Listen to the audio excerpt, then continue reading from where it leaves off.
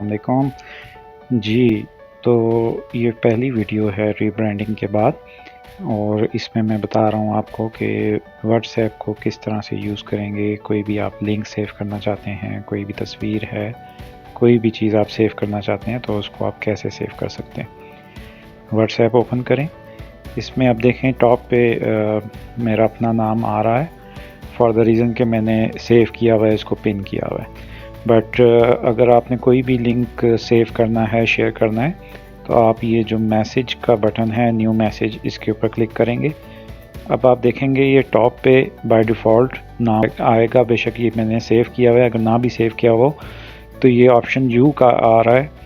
تو جو بھی اپنا میسیج ٹائپ کرے گا فرسٹ ٹائم، اس میں آپ کا اپنا نام ہی ٹاپ پہ آ رہا ہوگا.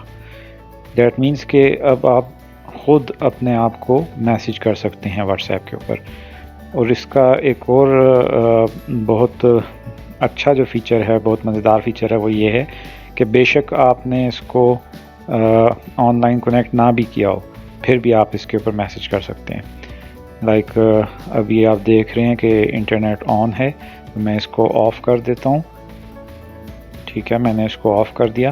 اب اگر میں جاتا ہوں یہاں پہ کوئی بھی میں میسیج دیکھتا ہوں، لائک میرے پاس ابھی یہ میسیج آیا ہوا ہے، تو اس کو میں نے سلیکٹ کرتا ہوں اور اس کو فارورڈ کرتا ہوں اپنے نمبر پہ، جو کہ میں نے اپنے ٹاپ پہ سیو کیا ہوا ہے، پن کیا ہوا ہے. تو میں اس کو سینڈ کرتا ہوں. اب دیکھیں کہ جیسے ہی یہ میسیج سینڈ ہوا ہے تو ساتھ ہی یہاں پہ یہ ڈبل بلو ٹک آ گیا. دیٹ مینس کہ میں ابھی آف لائن ہوں اور پھر بھی یہ میسیج میں سینڈ کر سکتا ہوں. سو یہ ایک چھوٹی سی ٹرک ہے. تو آپ اپنا کوئی بھی کام سیو کرنا چاہتے ہیں، کوئی بھی لنک، کوئی بھی میسیج، تو آپ اس کو اپنے نمبر پہ میسیج کر سکتے ہیں.